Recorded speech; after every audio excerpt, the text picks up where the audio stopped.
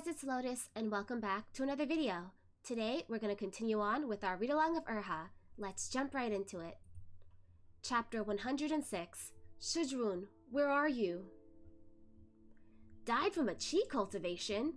The gatekeeper repeated his words back slowly, then hummed. You a cultivator? A cultivator, and you're already down here at that age? How very unfortunate. The gatekeeper smirked sardonically. Many ordinary people don't have the foundational aptitude necessary for a good fate, and so when they make fun of cultivators, it's like calling grapes sour when they've never been able to have any. You know, your soul looks kinda off to me, like it's tainted. Master Huaizui had put an enchantment on Moran that covers up his living scent and allows him to make contact with souls, so the gatekeeper couldn't see right through him, but something just felt off. So he sat himself back down and put one leg over the other, feeling around in a drawer and then extracting a pitch-black ruler. Sin measuring ruler, he said smugly, though it wasn't clear what he was so smug about. The ruler wasn't even his, but the less important their position, the more they liked to put on airs. The gatekeeper slapped the ruler soundly down on the table and lifted his eyes to stare at Moran. Stick your hand out. This lordly one is going to measure your merit in life. Moran, ... His merit in life? If that gets measured, won't he get sent directly over to King Yanlo to get ground into dust? But with everyone watching and nowhere to run, he could only exhale as he shifted to hold the soul-calling lantern on one hand, extending the other. The gatekeeper went to place the ruler against the inside of his wrist, but the very moment it made contact, the ruler started screeching shrilly with globs of blood dripping from its pitch-black body alongside the weeping and wailing of untold thousands.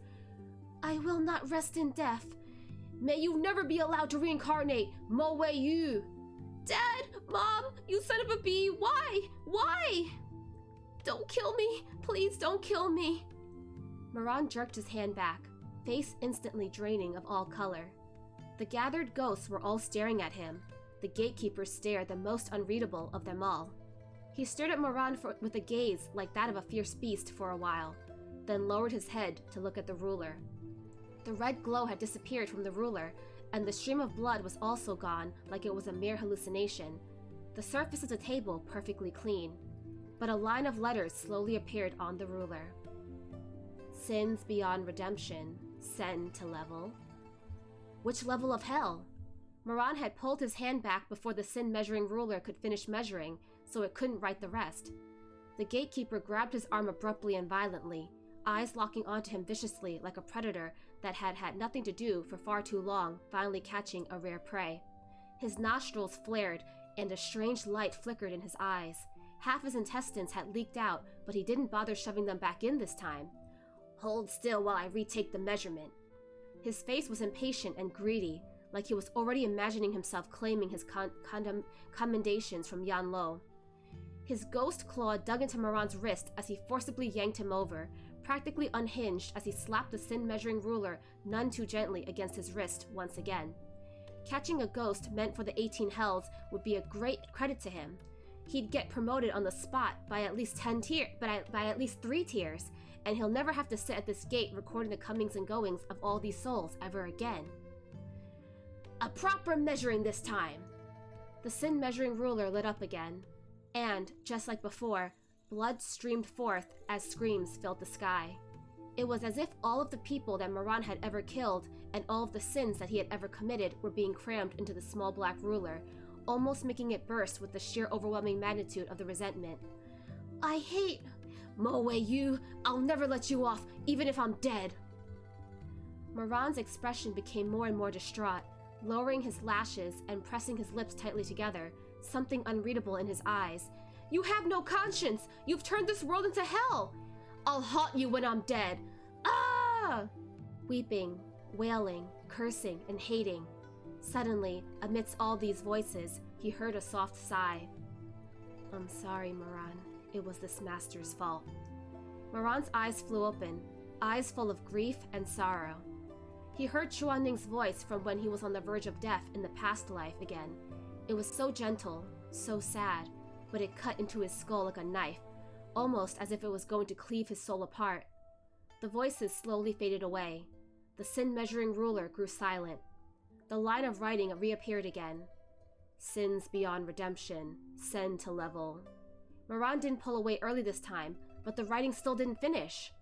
The gatekeeper blinked, then tapped the black ruler a couple of times. Is it broken? The ruler quivered a little from the taps. Then, unexpectedly, the writing disappeared, and a thin layer of celestial haze rose from the surface of the ruler as it glowed with a brilliant radiance. There was no wailing or weeping from the ruler this time. Instead came music like melodious birdsong drifting between the clouds, as if the most elegant chords of the ninth heaven had descended into the underworld. The souls were all entranced by it, and even the gatekeeper couldn't help becoming mesmerized. Only when the celestial music came to a stop did the gatekeeper finally snap out of it, and when he checked again, the sin-measuring ruler showed the words, "Everything normal, allowed to pass." The gatekeeper cried out, "Impossible!"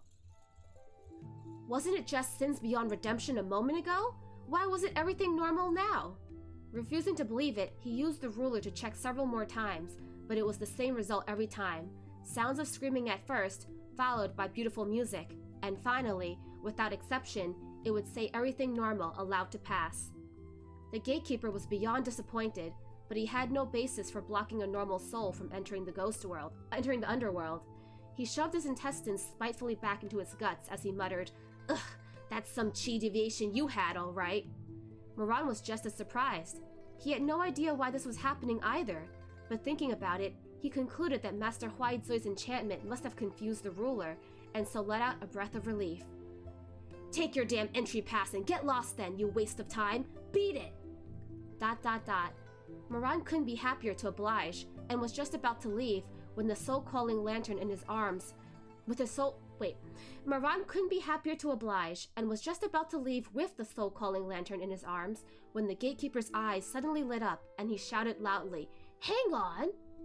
Moran kept his expression steady even as his heart raced, feigning an impatient annoyance as he replied, "What is it now?" The gatekeeper gestured with his chin. "What's that you're holding?" "Oh, this?" Moran's hand stroked the lantern as the gears in his head turned rapidly. He turned around with a smile. "It's my burial item."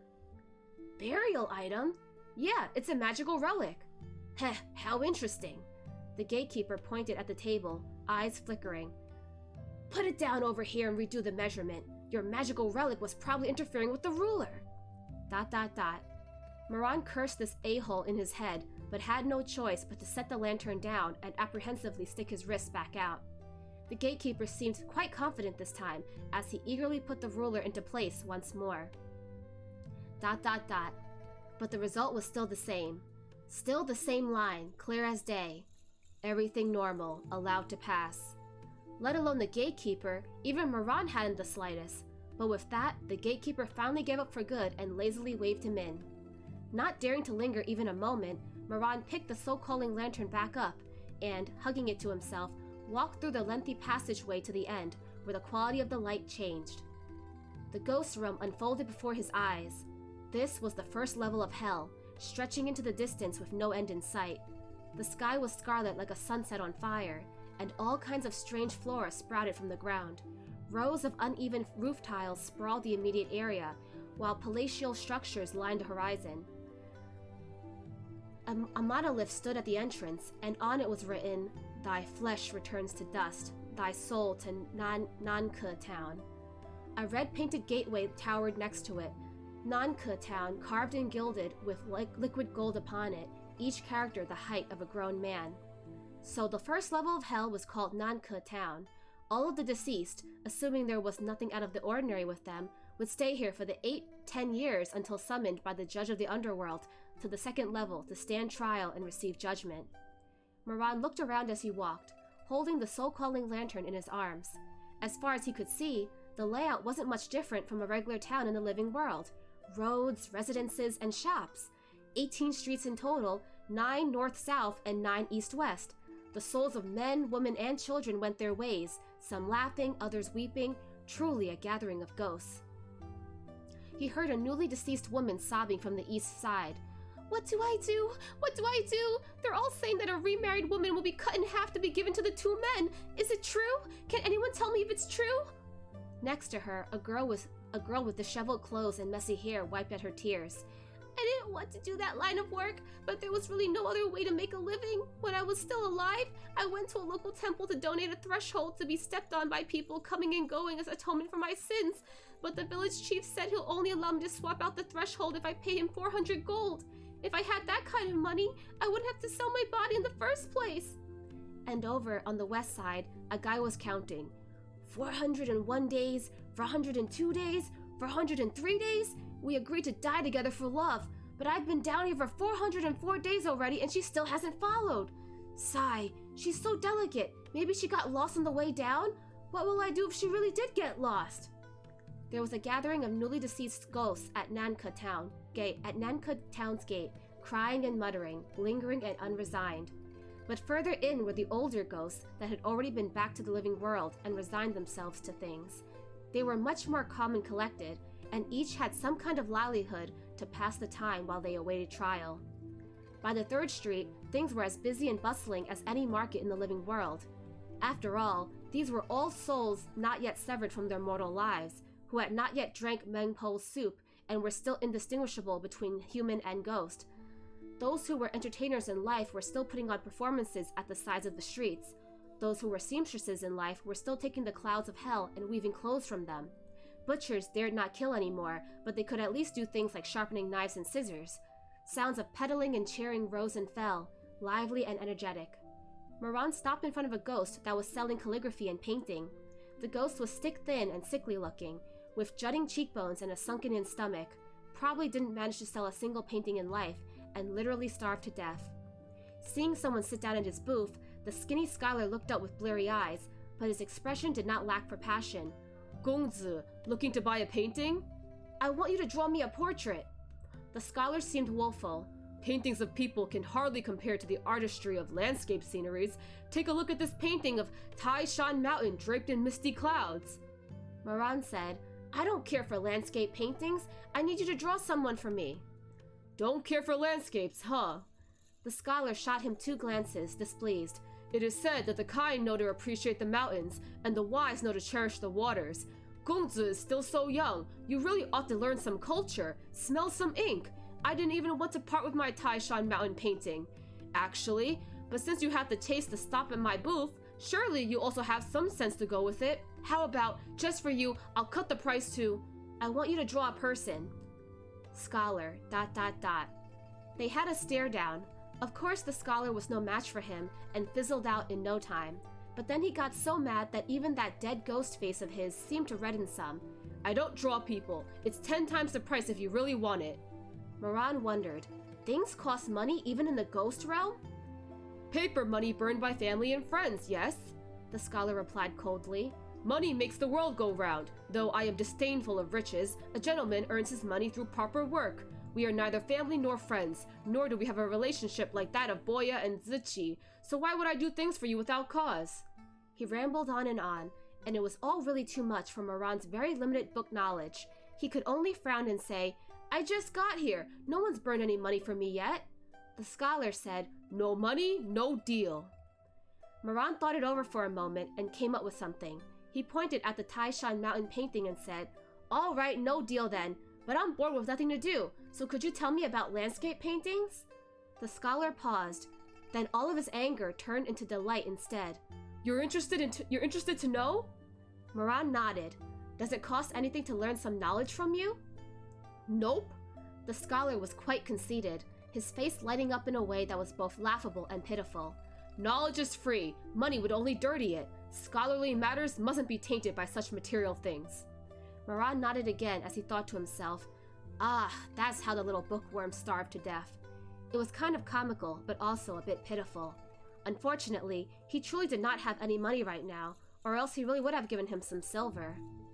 The scholar took the painting from its frame all excitedly, put on a pompous posture, cleared his ghost throat that didn't even need clearing, and then, anxiously and snobbishly, said, I'm going to start.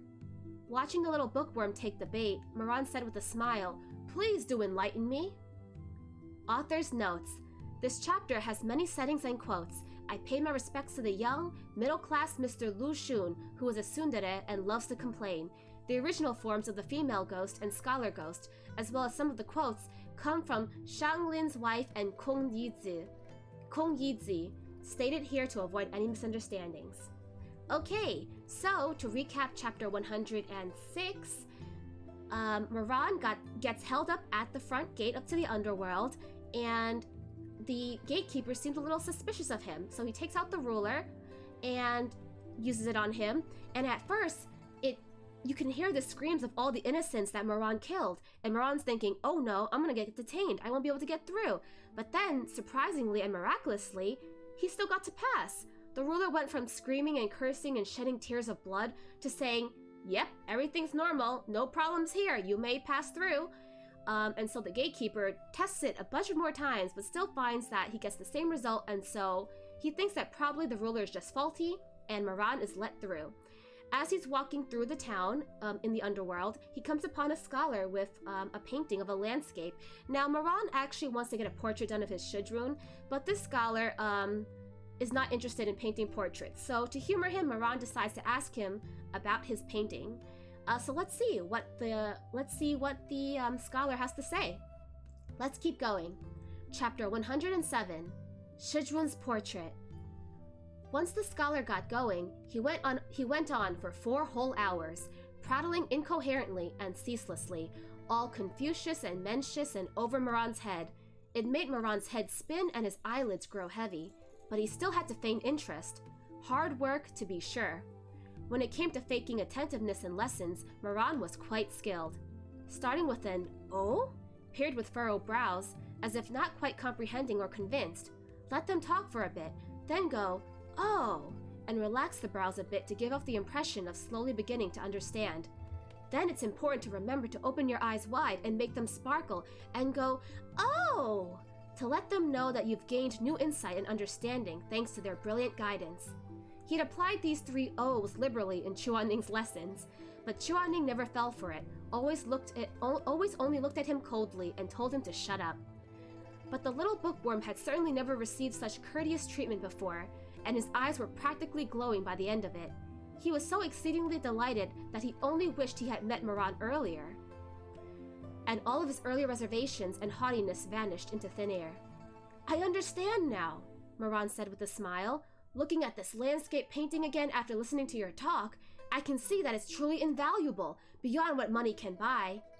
If the little bookworm was still alive, he'd definitely be red by now, but other than the flush, he was excited in all the other ways. So delighted that he hardly even knew what to do with his hands and where to put his legs, only beaming like a little kid, skinny face all lit up. Moran had never seen such a happy ghost before. That should do it then. He got up and made a gesture of respect as he spoke. "It's getting late. I'm gonna go look around a bit more and find some place to stay. I'll come again tomorrow if the professor isn't too busy." Suddenly getting called professor out of the blue, the scholar beamed even brighter, half freaked out and half ecstatic as he disclaimed, "Oh, no, I'm hardly a professor. I took the exam several times, but didn't even pass the county level 1 to qualify as a shukai. In the end, I..."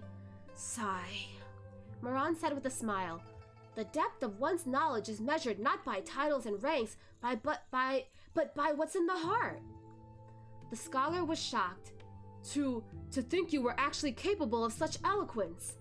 "It's something my Shizun said once. I'm just lending his words." Scholar. "Borrowing his words." "Oh, is that how it went? Ha ha ha ha." Moran laughed and scratched his head. "I remembered it wrong again." Seeing as how it was getting rather late, and there probably won't be anyone else coming by for paintings, the scholar started putting away his boxes and pouches, saying, "I'm pretty free myself, and it's not every day I hit it off so well with someone. Though the saying goes that friendship between gentlemen is light as water, it is also said that when meeting friends over wine, 1,000 cups is too few. So I say..." Moran hurriedly cut him off with a smile before he could spew even more scholarly ink. "Were you gonna say something? Like, it's getting late, how about we go for a drink somewhere?" "Ah, yes, that's right. Some wine to lift the spirits. How about it?" "Sounds good," Moran nodded. "Professor's treat." Scholar, ... He just got bamboozled. The greasy little table had a small plate of about a dozen odd scattered peanuts on it, and 2 cups of wine that were barely even half full. There was only a single dingy candle lit in the entire tavern, and the sly-looking boss of the place was wiping a cracked bowl behind the counter. This place is a bit shabby. The scholar seemed a little uneasy. But I never really got any paper money, and I've only been to a couple of places. This one's the most passable of the lot. It's fine. Moran picked up the cup and looked it over carefully. Do ghosts still eat? It's all fake, works like offerings. The scholar popped a couple of peanuts in his mouth, but none of the peanuts disappeared. He explained. See, basically like this, just for a taste. Moran calmly put down the cup of wine he was holding. He wasn't actually dead. He'll get busted if he eats something. 3 rounds of wine later, the scholar seemed to cheer up a bit from his despondent mood earlier. He chatted with Moran for a while, then asked, Mo Gongzi wanted me to draw a portrait of someone earlier. Is it a lover? Moran hurriedly waved a hand. Oh, no, it's my Shizun. Ah. The scholar seemed surprised. I've been doing my business down here for many years already, and people have come to me looking for paintings of beauties, but I've never had anyone ask me to draw their Shizun. Is your Shizun good to you? Weighed with guilt, Moran said, Yes, he's very good to me. No wonder then. The scholar nodded. What do you want a drawing for him for? To find him. The scholar awed, looking surprised. He's in the underworld too? Moran replied. I heard that the deceased stay here at Nangke town for 8 to 10 years. I'm worried about him, so I wanted to try looking for him to keep him company. The scholar didn't doubt him in the least, and was even rather moved. He mulled it over for a moment, then finally sighed. Such devotion is hard to come by. All right, Mo Gongzi, I'll do you this favor. He got up and opened his box to take out his drawing tools even as he spoke. Moran was overjoyed, thanking him over and over and asking for his name, thinking to burn this poor bro lots of money once he gets back to the living world. The two of them gushed back and forth emotionally while spreading out the paper and grinding the ink. But then it all screeched to a halt as soon as they set to work. My Shizun, Moran clenched his hand into a fist and tapped it against his knee several times, but didn't manage to tap out any inspiration whatsoever. He hesitated for a long while, straining through his pitiful bank of vocabulary, then finally managed to squeeze out, He's beautiful! Please draw him! The scholar stared at him. Moran, well, draw! Beautiful in what way? Isn't it obvious? Just beautiful, so draw him beautiful. I know, draw him beautiful, but... You know what? Never mind. What kind of face does he have? What kind of face? Moran stared blankly. A face is a face! The scholar was beginning to get irked. Oval, heart, shape, round? Wait, oval, heart, square, round. At least give me something. I don't know these things. Anyway, he has a handsome face. Scholar, ... Moran, forget it. If you don't know, then just draw it like my face. Our face shapes are pretty similar anyway. Scholar, ... Next were the eyes. What kind of eyes? Moran was about to open his mouth, but the scholar stopped to add, Do not say eyes are eyes. Moran waved his hand. I know. His eyes look... How to say? Scary, but charming. And cold, but gentle. The scholar threw his brush and declared in a rage, I quit! You can go find someone else! No, wait! Moran grabbed him hastily. No one else draws as well as you do! The scholar tried to hold down his anger as he glared at him, but there was only sincerity on Moran's face, so he relented and said stiffly, Then you have to give me proper answers! Moran felt a little wronged. He thought his answer just now was perfectly fine. How was it not a proper answer? But beggars can't be choosers, so he could only nod obediently while hugging the soul-calling lantern closer to him. The scholar said, So, the eyes. Leopard eyes? Round eyes? Almond eyes? Phoenix eyes? Or...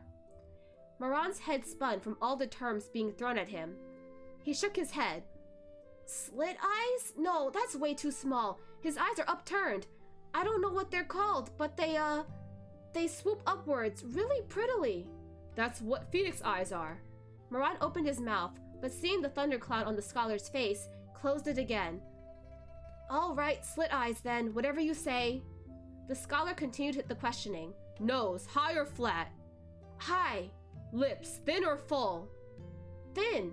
Eyebrows, dense or sparse? Dense. Thick or thin? Average, I think. Oh, this one I know. He has sword-straight brows. All right. The scholar put down a couple of brush strokes, then asked, Any birthmarks on his face? Moran tilted his head as he thought, and then his face reddened as he mumbled, yeah. Where? On his left ear, Moran said haltingly. A tiny, light-colored mole, and he's so very sensitive when kissed there. The scholar quirked a brow. And? No. Moran's head shook like a rattle drum as his face turned even redder. Nothing. The scholar shot him a questioning glance, but luckily the light was dim enough in here that he couldn't see how red his face was. He dipped his brush in the ink and asked, Usual attire? He likes to wear white, with his hair done up with a jade crown, or else in a high ponytail. Moran thought for a moment, then added, He also wears his hair down sometimes, and when he does, he looks really... Don't say beautiful again. The scholar was at the end of his rope. Okay, well, handsome then. Scholar, ... After that overly arduous ordeal, the drawing was finally done. Moran blew the ink dry and lifted it to examine, deciding that it wasn't as handsome or beautiful as Chuaning, and didn't really look completely like him, but it was passable for his purposes, so he smiled and said, Many thanks, Professor, it's great. I've just about drawn Pan An, Fan Li, Shi Zi, and Jiao Chan. Ha ha ha ha ha! Moran laughed and said, After I find Shizun, I'll be sure to thank you again properly.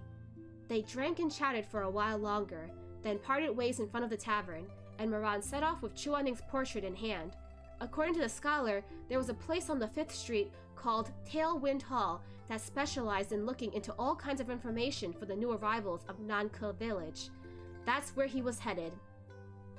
Outside Tailwind Hall, a banner depicting a black serpent floated lightly. Moran pushed open the door and walked in, and the sight that greeted him was that of an elongated counter stretching across the main hall.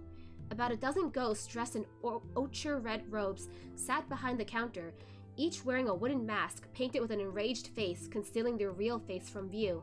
In front of each masked ghost was a long meandering line of deceased people with an assortment of expressions and varied requests. Hundreds of white wax candles floated in the upper part of the building, casting overlapping lights on the overlapping dead. The place was very busy, ghosts coming and going without stop. Sir, can you help me look into where my younger brother is? His name is Zhang Baiyi, from Gusu. Ooh, from Gusu. 21 years old when he died. You have a portrait? No. That's fine, but it'll cost you 10 times as much.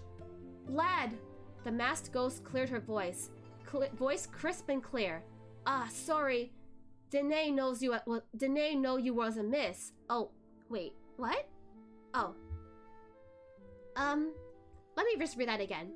Okay, let me read that again. Sir, can you help me look into where my younger brother is? His name is Zhang Baiyi, from Gusu, 21 years old when he died. You have a portrait? No. That's fine, but it'll cost you 10 times as much. Lad. The masked ghost cleared her throat. Oh, wait. Oh, no, I'm so sorry, guys. I got confused. Okay, so the ghost behind the counter is a woman. Let me just... sorry, let me read that again. Okay, I'm sorry. One more time.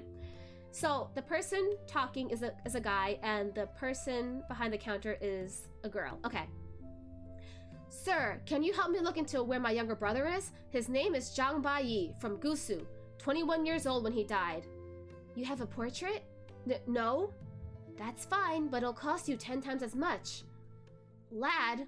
The masked ghost cleared her throat, voice clear and crisp.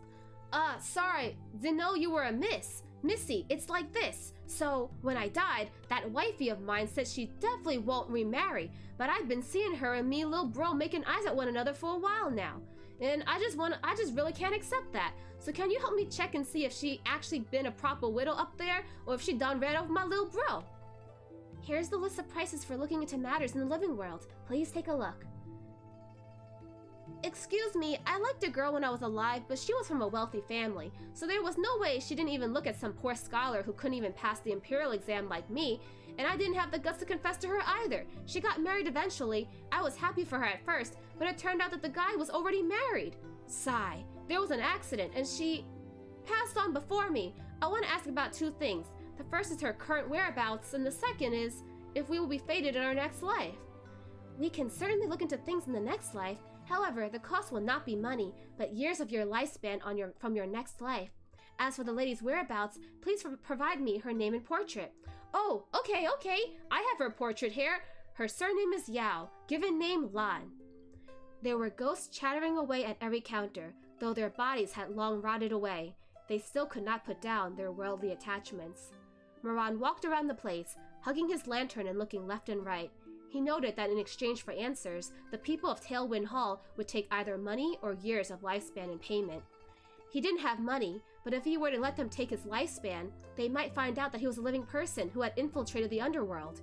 His apprehension grew, and he couldn't help but curse Master Huaizui for not thinking ahead and giving him some paper money for a situation just like this. But taking a look at the price list, the cost of inquiring after someone didn't seem particularly expensive. Moran made up his mind and ran back towards the tavern. It took some searching before he found the scholar again, and all his persuasive power to talk him into lending some meager few silvers, and then Moran returned to Tailwind Hall. Didn't the scholar leave the tavern already? He went back? He waited in line for a long while before it was finally his turn. Moran said urgently, "I'm looking for someone. Here's his portrait." He handed Chuaning's portrait over. He was about to say more when, unexpectedly, the person only took one glance at the portrait before chuckling and folding the painted scroll back up. He said, "Why are you looking for him?" "Ah?" Moran was taken aback. "You can tell where he is just by looking at the painting?" "Of course, but first, tell me, why are you looking for him?" "He's someone I know." The other person shot him another look and then said, "Wait here a moment." He then leaned over and had a whispered discussion with the colleague next to him. When he turned back to Moran, his tone had warmed up considerably. "Since you're Sir Chu's acquaintance, payment won't be necessary." The person rose to his feet and waved Moran forward. "Come on then, follow me upstairs." Sir Chu? Huh. So these people are familiar with Chuaning. Author's notes. The three at the beginning originate from their respective Weibo texts and shorts, and are not original. But because they're used so often, when I wanted to look for the sources, I couldn't find them. The earliest appears to have appeared on the Spring Night skit. Shocked. Does it have such local festiveness? Stated here to avoid misunderstandings. Okay, so to recap chapter 107, Moran ends up being buddy-buddy with the scholar, and he ends up convincing him to go to a bar and hang out and talk, and he loosens him up enough that the scholar finally agrees to draw a portrait of Moran's Shizun. Now, Moran knows that Chuaning is beautiful. He's a beauty, he's handsome, he's pretty, he's otherworldly, but he can't put his looks into words, and he gives the scholar quite a hard time in describing how his Shizun looks. They managed to finally pull something together, but Moran's definitely not eloquent with words at all. And he ends up having a portrait that doesn't quite look like Chuaning, but I guess it's close enough. I wish there was some kind of picture that we could see. I really want to know what the scholar came up with. But yeah, Moran takes that portrait, thanks the scholar, borrows a few silvers from him because he doesn't have any paper money, and goes to a place where he can find some information, ask some questions about people's whereabouts. And to his surprise, when he shows the portrait of Chuaning, the person behind the counter actually recognizes Chuaning's face, even referring to him as Sir Chu. So Chuaning has been making some acquaintances here while he's been down here. Unless it's not Chuaning, but maybe Chu Shun? But Chu Shun had been dead for 200 years, right? So it has to be Chuaning, unless there's another Chu we don't know about that might be related to Chuaning. Hopefully Sir Chu is the Shizun that Moran is looking for. But yeah, that's all for today. I hope you guys enjoyed today's read-along, and I will see you guys next time. Bye-bye!